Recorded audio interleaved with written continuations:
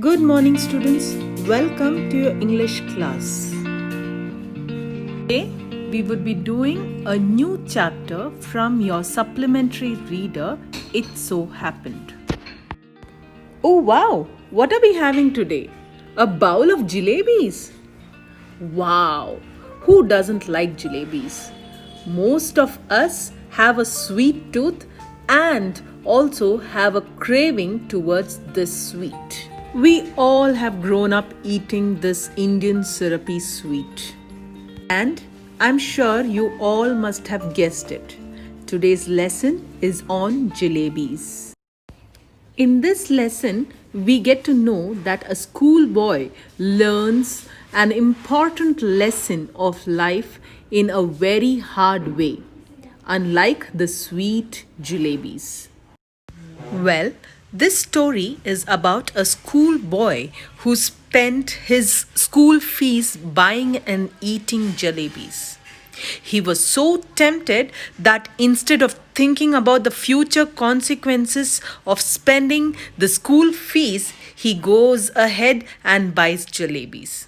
But after doing that, he faces a big problem. This story is originally written in Urdu and has been translated. Before getting further to the story, let us know about the author. Ahmad Nadeem Qasim. Ahmad Nadeem Qasim was born as Ahmad Shah Awan on 20th November 1916 in Angha village of Pakistan. He was an Urdu language Pakistani poet, journalist, literary critic, dramatist, and a short story writer.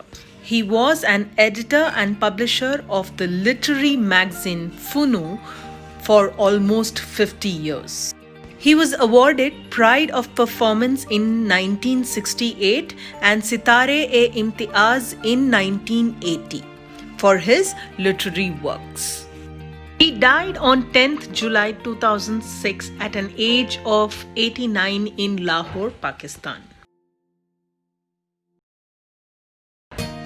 This story is taken from his Urdu collection and translated by Sufia Pathan in English and was brought to you as a lesson. And now let us summarize the lesson. Munna was a student of 5th class who was going to school with 4 rupees in his pocket as he had to pay his fees. However, his teacher or master, Ghulam Muhammad, was absent on that day, so his fees could not be paid. On returning, Munna saw a sight of jalebis which was tempting him. And the coins which was in his pocket also began to jiggle at that point. But for on that day, for Munna, these coins actually spoke. They actually don't speak, but today they have spoken in the child's imagination. 1 rupiah told Munna that the jalebis were meant to be eaten and money must be spent. Munna did not follow the advice of 1 rupiah because the money was for the fees. If he spent money, he wouldn't be able to show his face to God and his teacher. Besides, he had much to eat at home.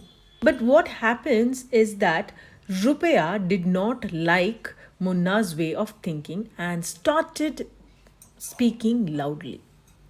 The oldest Rupiah said to Munna that the other coins were telling something for his own good. The coin said to Munna that he could pay his fees after getting his scholarship next day.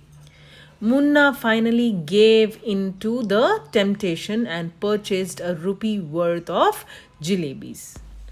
After returning home, Munna had difficulty in digesting the jalebis. Munna had to face another problem when he went to school the following day. He was unable to get the scholarship that day. Munna then left the school and began praying to God for the arrangement of 4 rupees. Afterwards, Munna went near a railway track and sat under a tree. Moreover, he thought about his miserable condition. Now, in desperation, Munna also offered prayers. Furthermore, he also read the Holy Quran. Afterwards, when he took a look in his bag, he became more sad because there was no 4 rupees in his bag. He again began praying to God for 4 rupees. Munna came to the decision of wearing clean clothes the next day. His plan was to keep praying to God till noon. Pending fee amount on jalebis is now becoming very heavy on him. Actually, even after praying, Allah Mia did not have any mercy on the little boy. One day he was caught. The report of his absence from school had reached home. It took him several years to realize that God helps those who help themselves. God doesn't give anything if one asks for it. One should be careful about one's behavior. That is all about this story. That's all for now, students. I want you to read the story and write the question and answers in your notebook. Thank you, students. See you soon in my next class.